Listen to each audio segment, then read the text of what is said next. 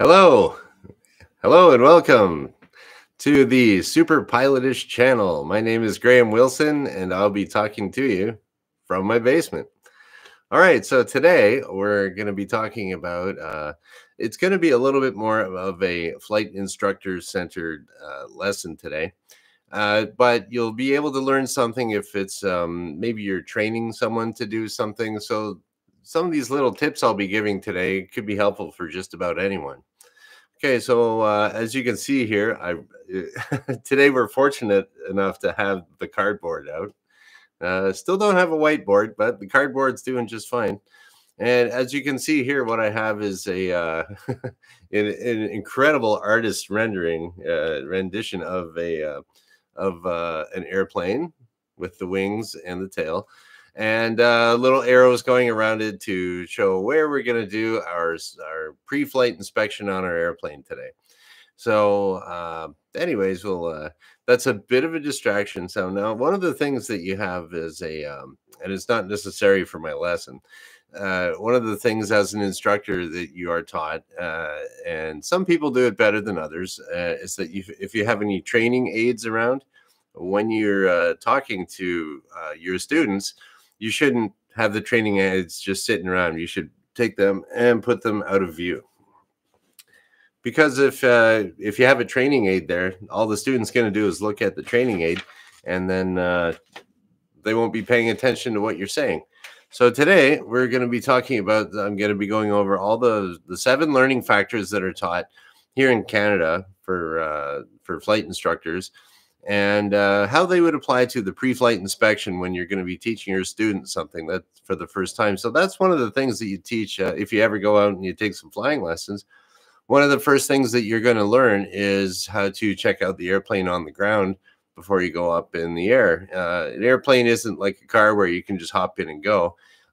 From the smallest airplane to the biggest, the biggest Airbus A380, there's somebody out there walking around making sure that everything that you can possibly see is okay. And that's really what the pre-flight inspection is. You're basically checking out absolutely everything about the plane that you can see. And sometimes there'll be a detailed way of doing that in the manual for the airplane. And sometimes they'll have a diagram in there showing exactly where to go. When you're doing a pre-flight inspection, generally you take one lap around the airplane. Now, some people, I've seen it where they go and they check the gas and the oil first, and then they take the lap around the airplane. I'm not really a huge fan of that because I think there's just a little bit too much room there to be distracted by something, forget something.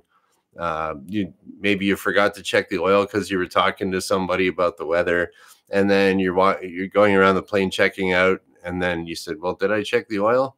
Yeah, I checked the oil. That's right. And you might have remembered it from the other day or something. So you really want to go all the way around the airplane once, or whatever the book says. Do whatever the book says. The engineers have figured that out, and do what the book says. And generally, most books, little airplanes, you take one lap around the plane, check everything out along the way.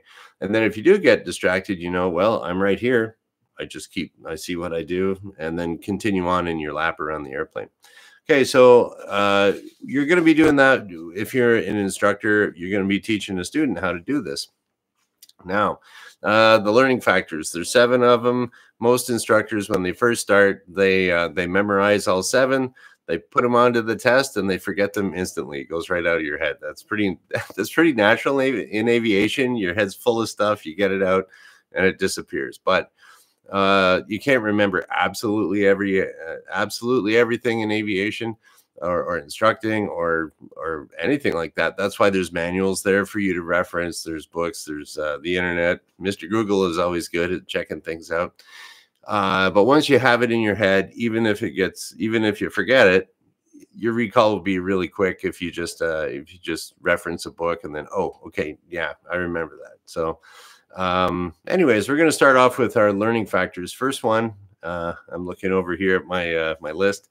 The first one is readiness. So is the student mentally, physically, and emotionally ready to learn? So that's the very first thing before you even get to the airplane. Is the student ready to learn? Okay, you can ask them. Uh, this is the first time they're going up in the plane. They say, okay, did you get totally filled up on McDonald's before you came here? And they said, oh yeah, I totally filled up on McDonald's. And you're still sucking on a great big drink there. And then you say, you are not ready, because that stuff will make you throw up. but hopefully they don't do that. But you can check that out. If they do show up like that, then you know you better have that the air sickness bag ready. McDonald's is bad for that, or any fast food joint, really. So mentally, or you might ask him, how are you doing? Oh, I just broke up with my girlfriend, and I figured I'd go start flying lessons, and that'll make me feel better. It's like, okay, you're not ready. Go get yourself together, and then come back when you got your head on straight. And so physically, emotionally, basically, are they ready to go? And most, 99.9% of the time, they're bouncing off the walls going, yeah, man, I've always wanted to do this. I want to learn how to fly. Okay, well, we got to check the things out first. And the next learning factor here is primacy. Primacy is a learning factor, which means that you have to teach something right the first time. So people get they develop habits, or they get a mental picture of what things are supposed to look like. And the first time they see it, it gets really stuck in your head. I don't know, maybe there's something you can think of where maybe you learned something wrong, and then you're always messed up on that one thing. Maybe it was something in your math class or something. But yeah, you got to make sure you get it right the first time in the student's head, and then there'll be less confusion later on if they have to correct it. So get it right the first time. That's primacy. So that applies for doing the pre-flight inspection. I can guarantee you, if you do the pre-flight inspection and you're jumping all over from place to place, checking the gas, checking the oil. Oh, I forgot this. And then you're doing this. And oh yeah, let's see if the flaps work. If you're all haphazard like that, your student will probably, unless they're consulting an exact checklist, they're gonna mess it up all the time after that, because you put that in their head right away that it's you just jump all over the place and check stuff. It's not done like that. It has to be methodical, one lap around. If you do have a checklist, whip that out too. After you get flying for a while, you don't necessarily need the checklist, because what you're checking is absolutely everything. So if you're checking absolutely everything, that's what's on the checklist. So that's what I say. Yeah. But if you got the checklist, you can't go wrong. And so you might want to do that the first time.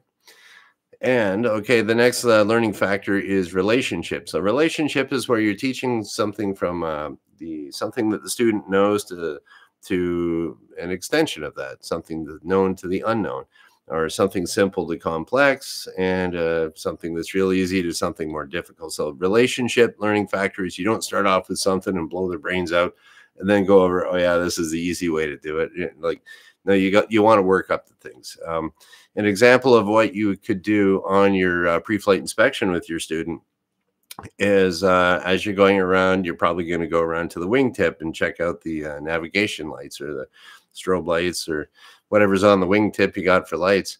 And this is a good way of starting a little conversation with your student too, that finding out a little bit more about them. So you could say, okay, here we are, we have this red light, so it's over on the left wing over here. And so you'll notice that there's a green one on the other side and a white one at the tail. And that's the same thing as a boat. And then you might have students go like, oh yeah, I grew up with boats. And they're like, oh, okay, well, you're going to find some stuff that's similar here in aviation, whether it's a navigation. You probably know the difference between a magnetic and a true heading. And then the student will go, yeah.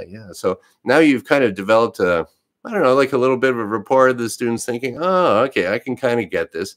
So it's going from the known, what they know about boats, to the unknown, airplanes. But there's some similarities there, and that'll give them a little bit of confidence to go on. So I always like to bring that up when you get to the light. You know anything about boats or whatever? And then you can go on from there. Oh yeah, one time we took the boat here, we got stuck in the weather. I think all the boat stories are just like airplane stories. Yeah, we were out here, then the weather got really bad. We made it back though. So the next thing that we're going to talk about here is the learning factor of exercise. If you're going to be writing a Transport Canada written test about instruction, exercise, think about meaningful. Anytime they say a question on the Transport Canada exam, meaningful, blah, blah, blah, meaningful, exercise. Okay, so exercise is, you can kind of think about it as if you're lifting weights or something like that. People that lift weights, they want to have the correct technique so maybe they don't hurt their back.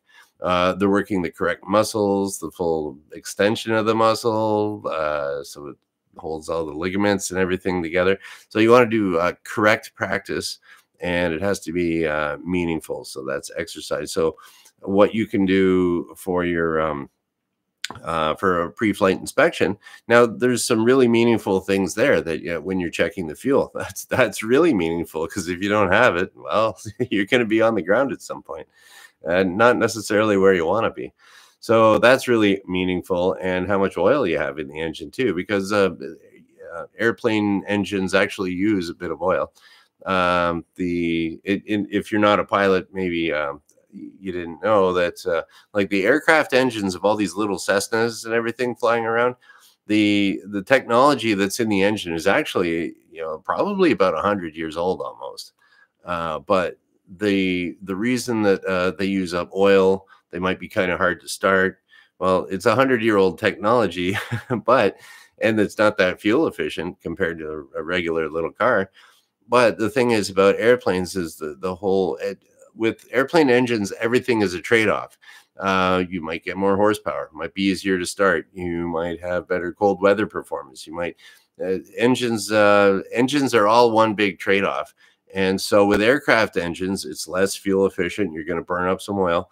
But the thing is, it's the most reliable engine you'll ever find is in the airplane, because it's been tweaked and worked out, and the engineers have figured all this stuff out over 100 years that, oh, okay, the cylinder head cracks here, thicken that up, okay, and put maybe a cooling fin on there so that the temperature fluctuation doesn't create the crack. So these things have been tweaked and fine-tuned to be like absolutely bulletproof engines. And even if you lose a couple cylinders, the other two will still flop around in there and get you going and limp you home. So that's why do airplane engines use up so much oil? Because everything's all loosey-goosey and low compression, and so it's super, super reliable. So if students ever ask you, why do we use up oil? My car doesn't use it up. That's why it's a trade-off. So meaningful exercise. Okay, so exercise, something that's meaningful. Got to make sure you got gas. You got to make sure you have oil. There. And so exercise. Okay, intensity is the next learning factor. Learning factor of intensity. Intensity is anytime that you've had something in your life that is really out of the ordinary. That would be a learning factor of intensity. If it's intense, it's intensity. Yeah, that's the learning factor of intensity. And so I'll tell you a little story that maybe if you're a new instructor, now stories are very good for intensity learning factor. When you do that, it could be a story about this guy I know, he could have been having a bad day because that happened. So, okay, I'm going to tell you a story here about one particular student of mine that we did a pre-flight inspection, and he definitely learned something with the learning factor of intensity. Okay, so he went out. Now, where I used to work in the wintertime, we would put wing covers on the airplane so that the frost wouldn't get on the wing. And one night there was just a little bit of freezing drizzle, and we took off the wing covers and we looked underneath. Sometimes we get a little soaked. There might be some ice on there, but the wings looked perfect, nice and clean. Took the wing covers off, tail covers off, plane's looking all good. Okay, student, go do the pre-flight inspection. So he goes around and checks it all out, comes in. It's a nice morning, nice cold but sunny day. And he said, okay, yep. I asked him, so how much fuel do we have? Okay, this much. Okay, how much oil do we have? This much. Okay, so I know he checked that. That's the important stuff. And he was, I think he'd already gone solo at that point. Pretty close. Anyway, he was a pretty good student.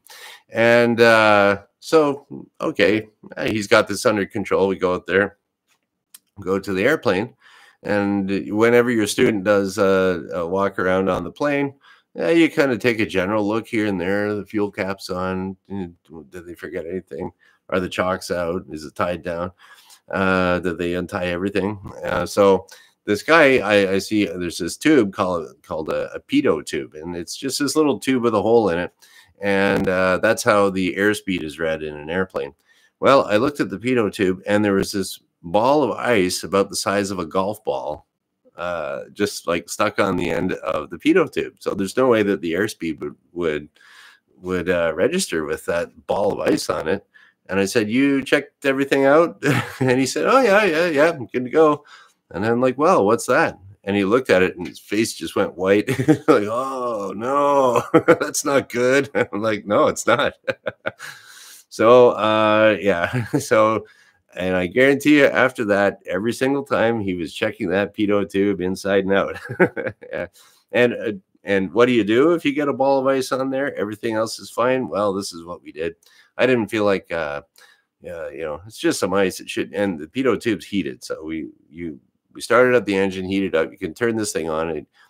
It's heated so that ice doesn't build up, and so we could see when we were taxiing that the ball fell off of it, but there still might have been some in the hole. So it was heated up. We were thinking we might not have air. You might not have airspeed registering when on the takeoff roll. So I told the control tower, all right, we were having an issue before. We think it's okay now, but anticipate we could be aborting the takeoff. So we made a plan. Now, when you're doing a pre-flight briefing too, this is another thing I wanted to bring up. If you're doing a pre-flight or a pre-takeoff briefing, or the takeoff briefing, usually it's the same thing over and over. Okay, we got 6,000 feet of runway, blah, blah, blah. If I'm not here, go, no go point, bunch of other stuff. If we're past this point, we continue. If not, we abort the, apply full braking, whatever you want to call it. There's something there. But you can always, it's usually something that everyone memorizes and never customizes. So in this case, we did our usual one, and then we added on to it. Okay, if we don't have airspeed, by the time we're over there, we're going to abort the takeoff, idle power. We're going to get off at the next taxiway. And then we'll tell the tower about it. Okay, cool. So we're getting all ready to abort it. We got... give it full power, away she goes, airspeed comes up, okay, we're looking good, away we go. And so didn't have to cancel the flight, but always look out for golf balls on the Pitot tube. And that is intense, and you won't forget it if it happens to you. So second last learning factor is effect. So I talked about that the other day. Was a learning factor of effect, which is the student walks away with a good feeling or a feeling of satisfaction. So if you're doing your pre-flight inspection, how can you give them a good feeling about, yeah, they really checked it. So what you could do is you kind of get them involved a little bit. So maybe you'll check whenever you teach something, you want to show them how to do it right first, and then have them copy it. So on the walk around, it's okay to go like, okay, this is how we check this fuel tank. Open it up like this. We put the stick in. You actually use a little dipstick, and this is how you read it. Okay, da da da da. And now maybe you say, okay, do you want to check the next one? And they're like, yeah. They'll jump up on the wing, or they'll do whatever. They'll be all careful about it, and they'll check things out. Or draining the fuel sumps. Okay, this is where you drain some fuel. Okay, can you drain that? And then, so, just as far as doing a good job, and it's like they dip it, and then you can ask them, okay, how much is it? How much is in there? Okay, we got 10 gallons. All right. How much did I tell you that we burned per hour? Oh, 6 gallons per hour, or 10 gallons per hour. So how much is that one? So you can ask them some real easy questions and get some real easy answers from them. But they're going to feel good that, like, hey, I'm on a roll here. I'm already answering this guy's questions. Okay. And, all right, this instructor thinks I'm pretty, I'm doing all right. All right. Yeah. Feeling good. I'm going to be a pilot in no time. So in fact, you can maybe give them a little compliment. It's like, oh, you remembered that? I got students that don't remember that. So I've done flight tests and people didn't know that. But yeah, so there we go. That was a learning factor of effect, maybe a little compliment on something that they actually do well at. And last learning factor here is recency, where you summarize everything. for the probably the most important thing that I would like to have a student know after the pre-flight inspection is how many gallons per hour the airplane burns. And then they can calculate, okay, it burns 6 gallons per hour. Okay, we got 24 gallons. That's 4 hours of fuel. Our flight's only going to be an hour. Okay, we have enough. So how much fuel and oil they got. So what's the minimum amount of oil we can have? 5 quarts or 4 liters or whatever it is. Yeah, so I'd say probably, and if you can bring that into the lesson and they can walk away and you can even summarize it. Okay, well, we're all done this year. How many gallons per hour do we burn? And what's the minimum? You get that. And you don't have to, for the learning factor recency, you don't have to summarize everything you've done, but you just have to, probably get them to know 1 or 2 really important things, summarize that, and that'll help them learn. And as an example of recency, we are going to review the 7 learning factors here. Another cardboard. Okay, readiness. I'll even get my little pointer marker out here. It says right in the flight instructor guide that you're supposed to use a pointer. And so here we go. I will be a good instructor and keep my paper from falling over here. All right, so here we go. Readiness. How are we doing here? Readiness. Yeah. Okay, so is the student mentally, physically, and emotionally ready to learn? Primacy. Teach it right the first time. Okay, relationship. You're going from simple to complex, known to unknown. What else? Easy to difficult. Okay, exercise. That's your meaningful practice. And make sure they're engaged in meaningful activity. Where are we here? Intensity. That's a good one. Yeah, so something that's intense or grabs their attention, or something that could get you, I don't know, get you in trouble one day, maybe. You might want to know that. Like a golf ball of ice on your Pitot Tube. That might be it. Effect. Okay, so effect is leaving with a good feeling of satisfaction. And recency. Review what you just did. You see what I did there? Okay, so there we go. 7 learning factors and how you can apply them to the pre-flight inspection.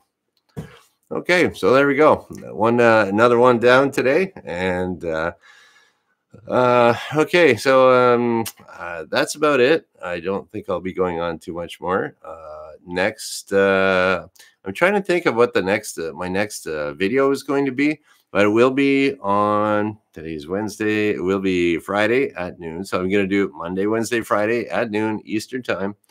And we're going to be doing, I got a few ideas up my sleeve, but if you could leave a comment, you could always subscribe if you want. If you have any questions or something you'd like me to talk about as an expert instructor, semi-retired in the basement. Actually, just if you tell your, like, I really want this to happen one day where somebody goes up to their flight instructor, or the instructor goes to the chief flight instructor. I heard this great idea. And oh yeah, that sounds pretty good. Where'd you hear that? Some dude in his basement. Like I want that to happen one day.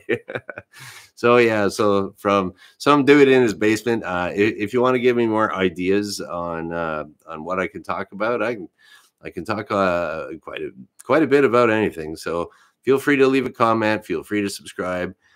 Thank you very much for watching this, and I'd say that's about it for today. And we're just going to shut her down. So. Thanks for watching. Bye.